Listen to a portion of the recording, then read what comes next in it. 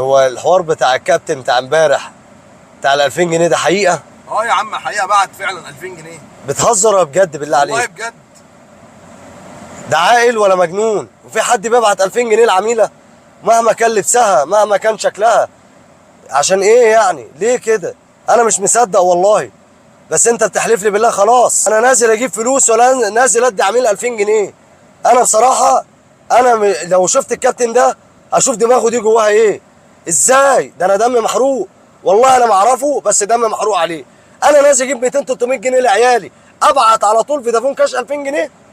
انا مش عارف والله عقله فين ودماغه فين. لو ابويا قال لي ابعت لي 2000 جنيه هاخد عليه وصل امانه، هصوره صوره 4 في 6 وهاخد صوره بطاقته.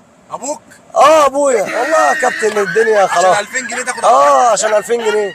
مش هبعت لعميله 2000 جنيه. يعوض ربنا. انا مش عارف الكباتن